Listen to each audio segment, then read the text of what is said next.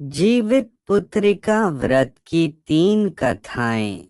जीमूतवाहन राजा, सियारिन और भगवान कृष्ण से जुड़ी व्रत की कहानी। अपनी परंपरा के अनुसार जो कथा आपके यहाँ पढ़ी जाती हो आप उसे पढ़ सकते हैं। इसमें पहली कहानी सियारिन वाली है, दूसरी जीमूतवाहन राजा की और तीसरी भगवान श्री कृष्ण से जुड़ी चिल्हो सियारों की कथा। जीवित पुत्रिका व्रत में चिल्हो सियारों की एक कथा भी सुनी जाती है। वह संक्षेप में इस प्रकार से है। एक वन में सिमर के पेड़ पर एक चील रहती थी। पास की झाड़ी में एक सियारिन भी रहती थी। दोनों में खूब पटती थी। चिल्हो जो कुछ भी खाने को लेकर आती उसमें से सियारिन के लिए जरूर हिस्सा रखती। सियारिन भी चिल्हो का ऐसा ही ध्यान रखती। इस तरह दोनों के जीवन आनंद से कट रहे थे। एक बार वन के पास गांव में औरतें ज्योतिया के पूजा की तैयारी कर रही थी। चिल्हो ने उसे बड़े ध्यान से देखा और अपनी सखी सियारों को भी बताओ। फिर चिल्हो सियारों ने तय किया कि वे भी यह व्रत करेंगी। सियारों और चिल्हो ने ज्योतिया का व्रत रखा। बड़ी निष्ठा और लगन से दोनों दिन भर भूखे प्यासे मंगल कामना करत व्रत में रही। मगर रात होते ही सियारिन को भूख प्यास सताने लगी। जब बर्दाश्त न हुआ तो जंगल में जाके उसने मांस और हड्डी पेट भरकर खाया। चिल्हो ने हड्डी चबाने के कड़कड़ की आवाज सुनी तो पूछा कि यह कैसी आवाज है। सियारिन ने कह दिया, बहन भूख के मारे पेट गुड़गुड़ा रहा है, यह उसी की आवाज है। मगर चिल्हो को पता चल गया। उसने सियारिन को खूब लताड़ा कि जब व्रत नहीं हो सकता तो संकल्प क्यों लिया था। सियारिन लजा गई पर व्रत भंग हो चुका था। चिल्हो रात भर भूखे प्यासे रहकर व्रत पूरा की। अगले जन्म में दोनों मनुष्य रूप में राजकुमारी बनकर सगी बहनें हुई। सियारिन बड़ी बहन हुई और उसकी शादी एक राजकुमार से हुई। चिल्हो छोटी बहन हुई, उसकी शादी उसी राज्य के मंत्री पुत्र से हुई। बाद में दोनों राजा और मंत्री बने।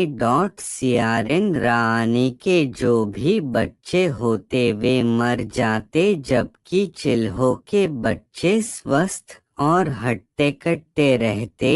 इससे उसे जलन होती।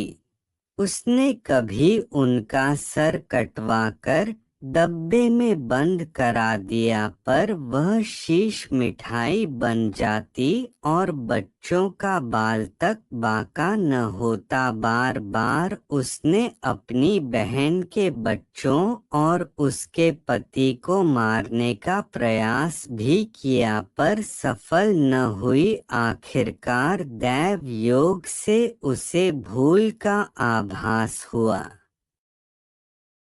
उसने क्षमा मांगी और बहन के बताने पर जीवित पुत्रिका व्रत विधि विधान से किया तो उसके पुत्र भी जीवित रहे। जीमूतवाहन व्रत कथा। एक बार जीमूतवाहन गंधमादन पर्वत पर भ्रमण कर रहे थे। उसी समय उनके कानों में एक वृद्ध स्त्री के रोने की आवाज आई। जिमुतवान ने महिला के पास जाकर रोने का कारण पूछा तो उसने कहा कि मैं शंखचूड़ नाग की माता हूँ। आज भगवान विष्णु का वाहन गरुड़ शंखचूड़ को उठाकर ले जाएगा और खा जाएगा, इसलिए दुखी होकर रो रही हूँ।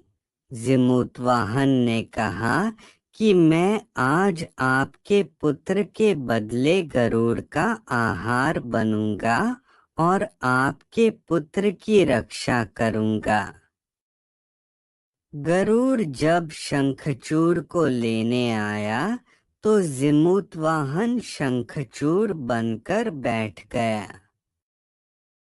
गरुड़ जिमुतवाहन को लेकर उड़ चला, लेकिन कुछ दूर जाने के बाद उसे एहसास हुआ कि वह शंखचूड़ की जगह एक मानव को उठा लाया है। गरुड़ ने पूछा कि हे मानव, तुम कौन हो और मेरा भोजन बनने क्यों चले आए? इस पर जिमुतवाहन ने कहा कि वह राजा जिमुतवाहन है।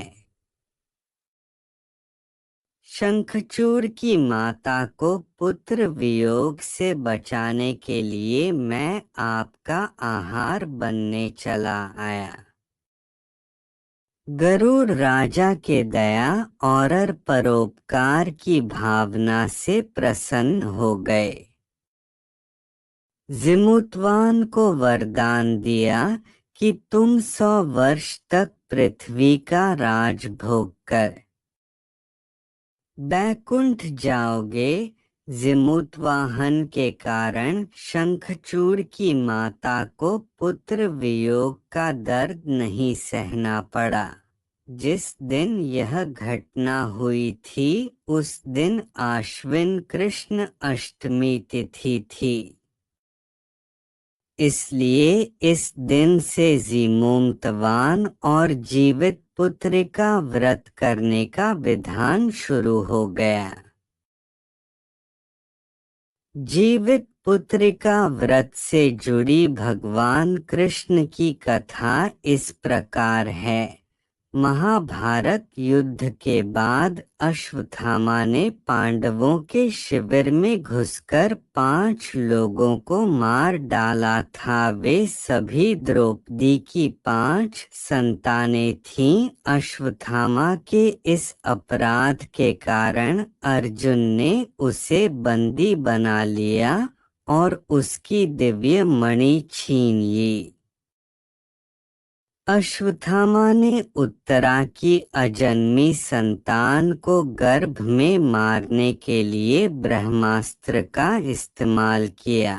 ब्रह्मास्त्र का मार निष्फल करना नामुमकिन था, इसलिए भगवान कृष्ण ने उत्तरा की अजन्मी संतान को अपना सारा पुण्य दे दिया।